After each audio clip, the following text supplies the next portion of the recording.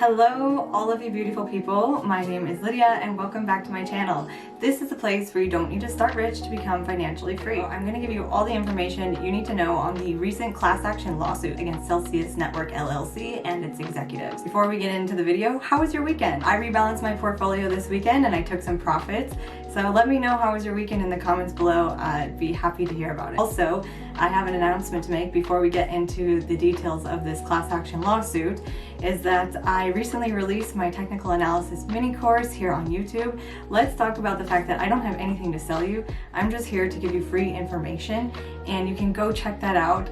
Please make sure to like, subscribe, and hit the notification bell for regular updates when I make new videos. You can also go check out my trading ideas on TradingView and the link is in the description. This lawsuit was filed against Celsius and its executives, and there were a lot of people, myself included, that had some money with Celsius. So the lawsuit contends that the defendants violated provisions of the Exchange Act by carrying out a plan, scheme, and course of conduct that Celsius intended to and did deceive retail investors and thereby cause them to purchase Celsius financial products at artificially inflated prices. They endorsed false statements they knew or recklessly should have known were material, misleading, and they made untrue statements of material fact and omitted to state material facts necessary to make the statements made not misleading. So the complaint alleges that Celsius and its affiliates, along with the individual defendants, also violated provisions of the Securities Act by selling non-exempt securities without registering it. The complaint alleges that Celsius and individual defendants violated provisions of the Securities Act by also participating in Celsius' failure to register the Celsius financial products. The price of CEL tokens went from a high of $7.73 in June of 2021 to a low of just 28 cents this year in 2022. This is all legal jargon for simply that they lied. So many people follow Guy from the Coin Bureau, and he made a video comparing Celsius to other crypto lending platforms.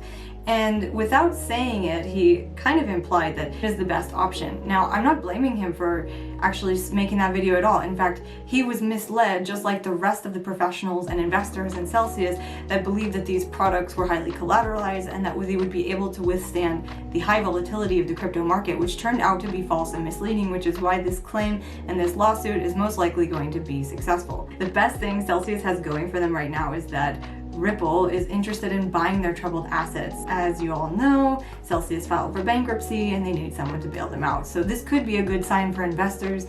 We'll see how that plays out. If you purchased any Celsius financial products, including the high rewards earning accounts, Celsius tokens, or other products between February 9th, 2018 and June 13th, 2022, you are strongly encouraged to reach out to the lawyers with the contact information here. I've also put their contact information in the description. This is Sean Mason, is the lead attorney on the case, and he is based in New York. You can also contact them at Celsius Litigation at scott-scott.com. You have until September 13th, 2022 to make yourself known as a plaintiff on the case.